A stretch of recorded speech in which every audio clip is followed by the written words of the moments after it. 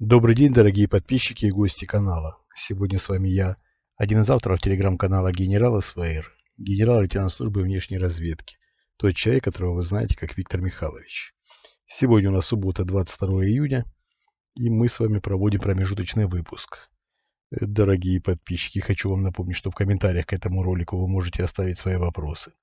На вопросы, которые вы зададите в комментариях к этому ролику, я отвечу в начале следующей недели. Внимание! Не завтра, а в начале следующей недели. Мы немножко переформатируем время и будем, наверное, в конце недели вы будете задавать вопросы, а в начале следующей недели я буду отвечать. Так, наверное, будет правильно, потому что если у нас выходит 2 программы в воскресенье, ответы на вопросы, и наши итоги недели с Сергеем Жирновым, это получается несколько скомканно, остальные дни недели не заняты. Поэтому, скорее всего, пятница, суббота будет выходить промежуточный ролик, и в начале недели, я думаю, в понедельник я буду отвечать на ваши вопросы. Большое спасибо за понимание. Я думаю, что вы помните, перед тем, как ставить вопрос, ставьте знак вопроса, либо пишите слово «вопрос». И самые популярные комментарии, в которых будут содержаться ваши вопросы. На эти вопросы я отвечу уже в понедельник, либо во вторник. Так, дорогие зрители и слушатели, хочу вам напомнить, что у нас есть Patreon. По ссылке в описании к этому ролику есть, вернее, не по ссылке к описанию, в описании к этому ролику есть ссылка, перейдя по которой вы можете подписаться на наш Patreon. Там у нас очень интересные беседы, огромное количество вопросов, 2 часа в неделю я отвечаю. Поверьте, там поднимаем такие темы, которые не поднимаем в открытом эфире. Я думаю, что будет интересно, подписывайтесь. Теперь перейдем к темам. Темы интересны уже хотя бы тем, что человек, похожий на президента России Владимира Путина, оказался в центре внимания, и такие скандальные темы до сих пор обсуждают эксперты. Эксперты, конечно, у нас выдающиеся. Извините, возможно, немногие из экспертов понимают, что они эксперты. Ну, название эксперт еще не дает человеку знаний, умений и, самое главное, возможности делать правильные выводы. Так вот, эксперты гадают до сих пор, что именно было в предложениях Владимира Путина, что это вообще за предложение о приглашении переговорам, когда человек, похожий на президента, сказал, что давайте-ка заберем 4 области плюс Крым, все это подпишем на бумаге, и, значит, только не с президентом Украины, а с кем-нибудь другим, ну, не суть важно. В общем, какая-то глупость, набор странных позиций, и вдруг зашевелились и зарубежные специалисты, и отечественные, и на просторах бывшего Советского Союза подняли активно эту тему. Отвечаю, как уже говорил, еще раз повторю.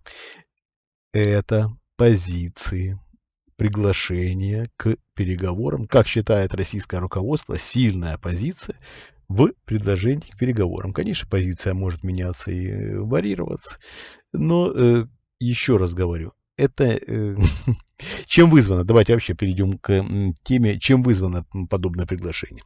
Санкции. Санкции США, которые ввели совсем недавно, они серьезным образом влияют на положение в экономике, на положение финансовой системы России. Все понимают в российском руководстве, что это будет иметь продолжение, и это продолжение будет иметь печальные последствия. Все прекрасно понимают, но вот такие они переговорщики, хреновые, извините, не умеют, или хреновые, извините еще раз, но так как хрен это овощ, вероятно, это не является каким-то ругательством, кто как воспринимает. По сути, именно так и есть. Очень плохие переговорщики. Вот они посчитали, что... Вы понимаете, кто, да, посчитал? Николай Платонович Патрушев посчитал, что с таких позиций можно вступать в переговоры. Позиции, как он считает, очень сильные. Он считает, что сейчас на фронте инициативой владеет российская армия. Это его личное мнение. Он считает, что с таких позиций можно начинать переговоры. Просто никто не понял, что это приглашение к переговорам. Все почему-то посчитали, что это так называемый Путин решил, значит, просто нагородить каких-то глупостей. Действительно глупости, действительно. Но, что называется, как умеют. Именно как умеют. Далее. Далее визит человека, похожего на президента в Северную Корею и Вьетнам. Опять эксперты всполошились. Ай-яй-яй, ой-ой-ой.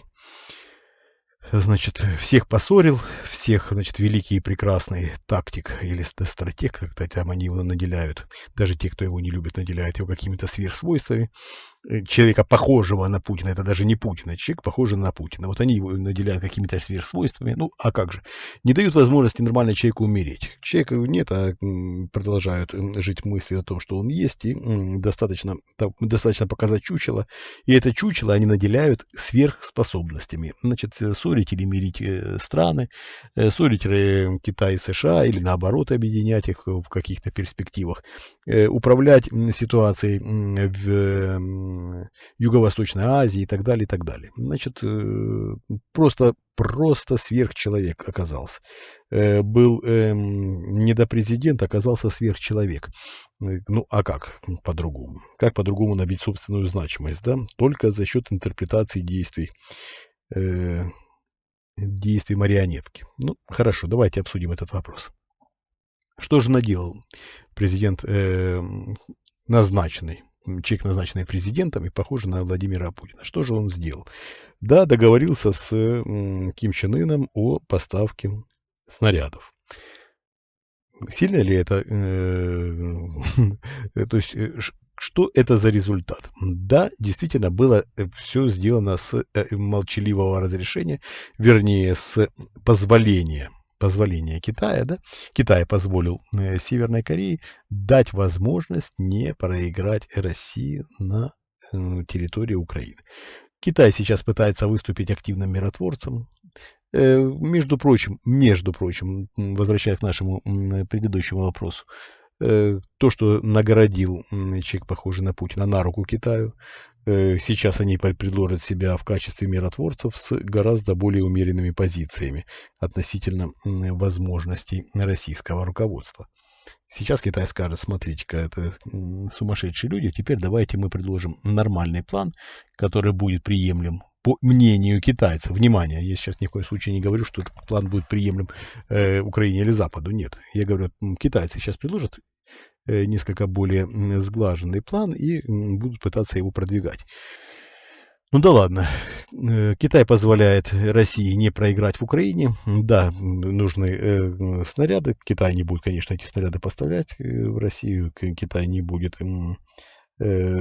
заниматься передачей России вооружений.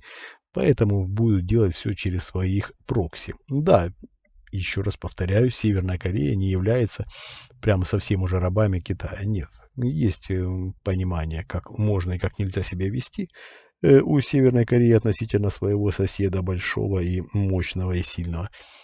Конечно, на сегодняшний день и Россия, и Корея, Северная Корея зависят от позиции Китая очень-очень серьезно. Но вот только Россия на сегодняшний день зависима от Китая полностью. От Китая зависит, будет ли существовать нынешний российский режим. В определенной мере, безусловно, не полностью, но в определенной мере, безусловно. И не позволит себе российское руководство действовать в таких плоскостях, которые навредят их отношениям с китайским руководством. Вот эти все рассказы там и кремлевских, и полукремлевских, и недокремлевских ресурсов о том, что якобы там сейчас между Россией и Китаем там какие-то кошки пробежали, то ли белые, то ли серые, и что сейчас Россия прям вырвалась из-под руководства Китая, из-под влияния Китая и становится самостоятельным игроком в юго-восточном, в регионе Юго-Восточной Азии. Ну, глупость на грани фантастики. В Вьетнам прибыл псевдо-Путин. И, значит, там тоже кого-то якобы с кем-то пытался поссорить. Ну, глупость, просто какая-то глупость. Бряцание непонятно чем и рассказ о том, что мы сейчас уже всех, а если вы не того, то мы и вас того. Ну, это, конечно, глупость. Опять-таки, ну, привыкло нынешнее российское руководство городить глупости, и от этого уже никуда не денешься. Никаких особых договоров с Вьетнамом подписано не было. Там какие-то 10 страниц или 10 договоров, или 10 чего-то там якобы, самое главное, чего 10 и какие там, в общем, жуть какая-то. Ай-яй-яй, всех со всеми рассорил. Ерунда полная. Ни о чем ни с кем особо не договорился, никаких, никакой стратегической инициативы не перехватил, и тогда ни стратегической, тактической инициативы. Просто нереально в этих условиях. Просто нереально. Поэтому в этом плане можно быть несколько спокойным, не обращать внимания на страшные крики и в лагере прокремлевских, и в лагере оппозиционных СМИ, которые увидели там большую удачу в этой поездке. Нет, все по-прежнему. Да, не дают Китай, еще раз повторяю, проиграть России, давая возможность Северной Корее поставлять боеприпасы, ну, только и всего. Только и всего. А то, что в ответ якобы там российское руководство сейчас передадут что-то сверх, чего нет у Северной Кореи, ну, мы еще посмотрим, кто кому что передаст. Кто в чем больше заинтересован. Сверх чем-то, я имею в виду. В сверхтехнологиях. Так, ну, это, собственно говоря, все, о чем я хотел вам рассказать.